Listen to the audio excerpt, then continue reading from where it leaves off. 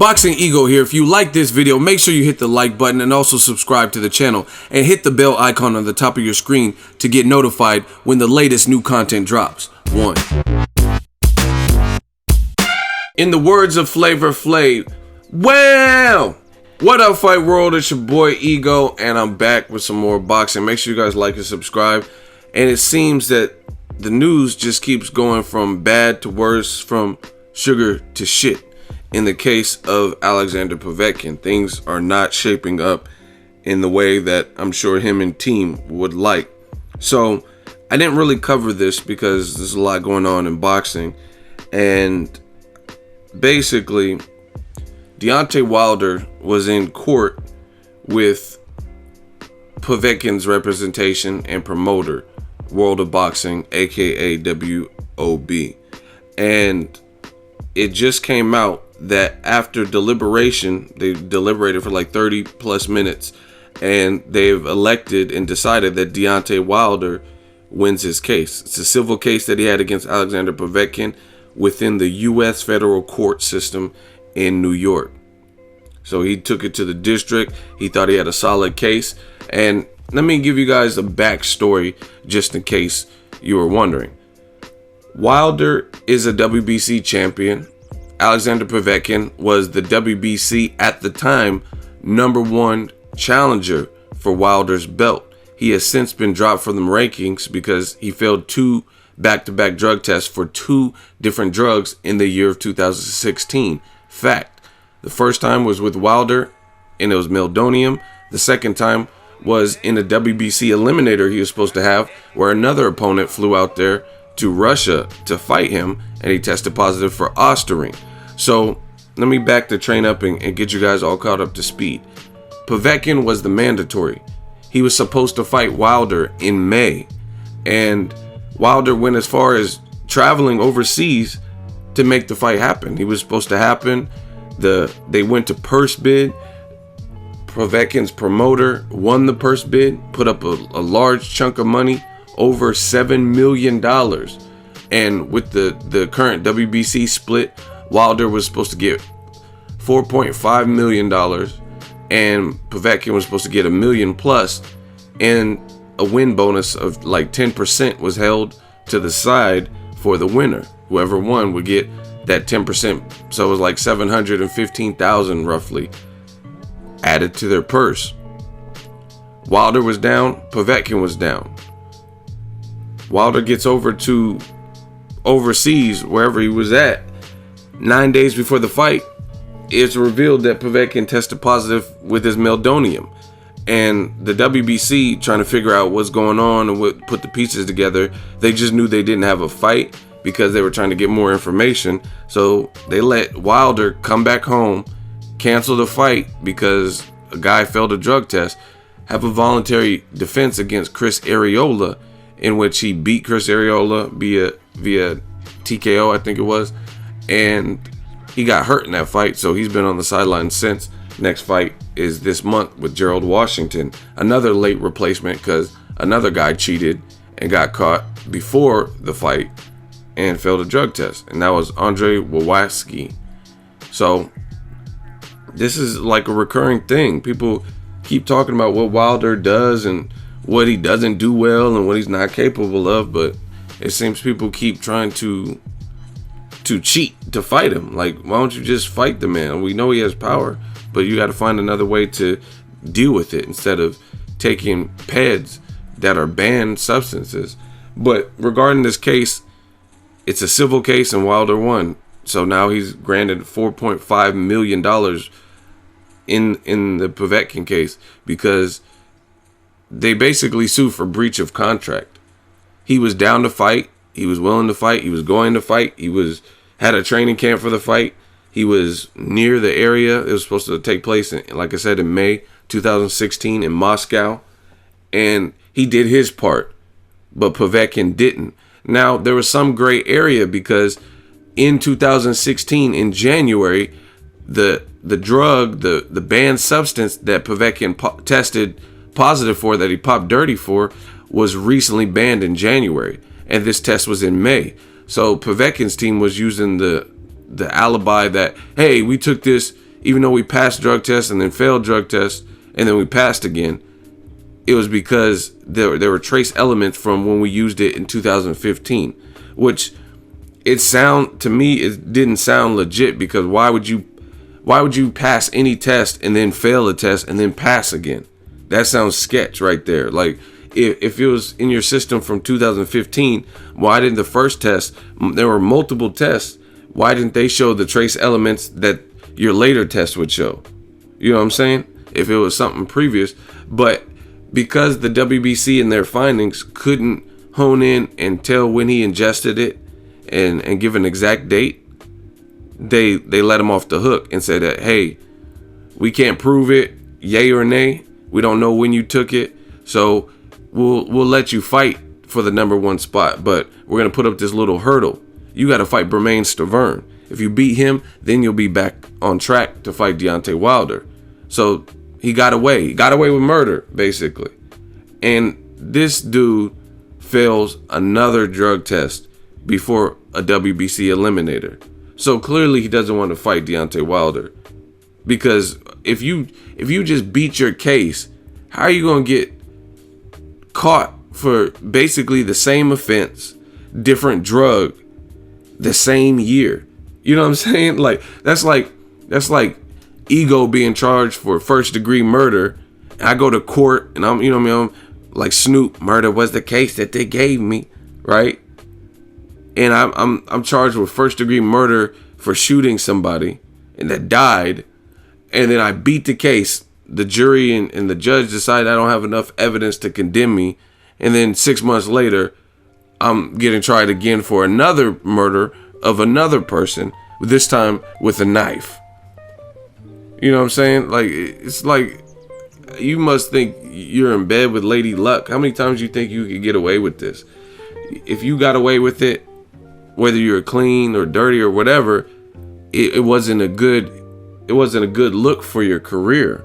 So if you beat it, how are you going to test positive for something else? It makes absolutely no sense to me why you would even try to chance that when you just got off the hook for the very same thing with a different judge. Doesn't make sense. But Wilder won his case. I know he's happy. $4.5 million, and you didn't even have to throw a punch just for showing up and somebody else fucking up. Not looking good for Povetkin. I would be pissed if I was World of Boxing. But the money's in the escrow account, so he lost in the federal court. There's nothing you can do. They're gonna take the money. The only thing that Povetkin's side can do is appeal it. But if you guys know, I'm trying to tell you, I'm not Jay-Z. I'm not a lawyer. I ain't passed the bar, but I know a little bit. You only legally searched my... Got a Jewish lawyer that'll beat the case. I got more ZD debate. Like, I didn't pass my bar exam, but I know a little bit about a little bit. I've been to court before, right? And the thing is, appeals are fine and dandy, but a decision has already been rendered. So to reverse that, you have to be able to prove that the first judgment was an error in judgment and that you don't deserve to pay $4.5 million. And like I told you guys, the burden is always on the accuser. The burden is always on so Wilder and team, they're saying it's a breach of contract, and the burden is on them to prove that. And obviously they did prove it, or did a good job of presenting their case if the judge awarded or the decision went their way. So the monkey's off their back. Now for Povetkin, if they do decide to appeal, you have to be able to present some evidence that overrides what the previous decision was. You guys get what I'm saying? Like, you have to prove something like, hey, they should have considered this, or you know what I mean? Something within your case and there's certain stipulations, some things that maybe you want aren't admissible in court. You know what I'm saying? Some things that you might want to use. So you have to, within all the guidelines, now Povetkin's side has to determine that there was a gross error in judgment and overrule a previous judgment to appeal it. You know what I'm saying? And that's hard to do unless you have some concrete hard and fast evidence of it being an error. You know what I'm saying? Like, if you go to a store, right, and you got overcharged for something, you can't just go there empty-handed. You have to have a receipt, you know what I mean? Maybe a bank statement or something to show that, hey, this product wasn't $80, it was only $10, and you guys overcharged me $70. You know what I'm saying? You have to have something to support your claims, right? And let me add the kicker to you guys, for those that don't know the detail. This how cold Wilder's side did him, and this is why it pays to have a good lawyer. Part of their case, they used a previous case, which is very common. If you know anything about the court system, what they do a lot of times is they do their research and they find a very similar case, and then they can use and take and see how that case was won and stuff like that, right? They were like, oh, the separate but equal trial in 1951, you know what I mean, or whatever. They do their research, a good lawyer and attorney and stuff like that. So what Wilder's team did in his representation is Povetkin's promoter won a case against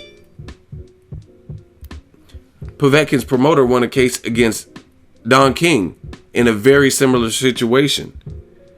Don King had a fighter whose name is Guillermo Jones, I believe, right? And he was supposed to fight against a World of Boxing promoted fighter, Denis Lebedev, or whatever his name is, in 2014. And the fight got canceled because of positive test. But this fight was already to commence. And the information came out when the two parties were in the locker room getting their hands wrapped or whatever the situation was. And as a result, you know what I mean, someone failed the drug test. Even though they're in the locker room, they can't let the bout go on. So World of Boxing was like, man, so the fight got scrapped. The fighter didn't get paid. The fighter didn't get a chance to show what he'd been working on in the camp. And World of Boxing secured a judgment for $2 million in damages because Don King's fighter was not, basically same thing, breach of contract. He was not equipped, or because of him, because of his actions, because of what was in his body, that was the blame. You know what I mean? That's why the fight didn't commence. And Wilder's promoter or legal representation cited that. So, I mean, it's going to be hard for Povetkin's side to say anything else. They got a similar case when someone failed a drug test. They went after the fighter. Like, hey, that's not right. My fighter was ready to fight and yours wasn't. And he ruined this. He spoiled the party. You know what I mean? In the Wilder case, they did their homework and they did the same thing. Like, Wilder was ready to scrap. He was ready to hit him with the chocolate right hand brownie. But because of Povetkin, who later fit, and that's another thing, is I don't know if they could use this, because like I said, certain things you can bring up in court, some things you might not be able to. But if they can, to build character or to show character, they could talk about how in another, and it's still related, so you probably can use it. I don't know, because I'm not a lawyer, but you could bring up how Povetkin was supposed to fight the Eliminator versus Bermane Stiverne, and he got sued. And he failed the drug test. You know what I'm saying? He failed a second drug test in the year, so I don't really know what they're gonna appeal. Oh, my fighter's clean, but he's failing 2 drug tests in a year. If anything, Don King will hear the news with his fighter Bermane Stiverne, who was in the same situation, flew to Russia. They even did the weigh-in in that fight because it didn't get discovered or leaked, the information from VADA that he failed a drug test until after the weigh-in, like literally the day before. And then they put poor Johan Duhaupas in there in track shoes, and he got knocked out. But Bermane Stiverne, his side might try to sue Povetkin because it was the same situation, just a different drug, different date. Bad look for Team Povetkin. Let me know what you think World of Boxing does, Povetkin does. Will they win an appeal? Let me know if you guys think you know any kind of facts that would support their claims, just from the way I'm seeing. And again, I don't have all the information. I'm not in court. I didn't hear the case, but I do know about courts, and I know that there's already a decision that was rendered. So to go above and beyond and override that, you have to have something compelling to make them want to do that. And the Wilder side already, with the evidence they presented, they were able to prove their case to get the decision that went their way, right? Just like Canelo Alvarez, his old promoter said, hey, we're the one that discovered Canelo, and Golden Boy took him from us, and then they won the case, right? So now Golden Boy, I haven't heard anything about them trying to appeal it. They're just kind of, it sounds like they're eating the decision. I don't know. Maybe I have to research it, but I haven't heard anything. Same thing with the Al Heyman case got dismissed.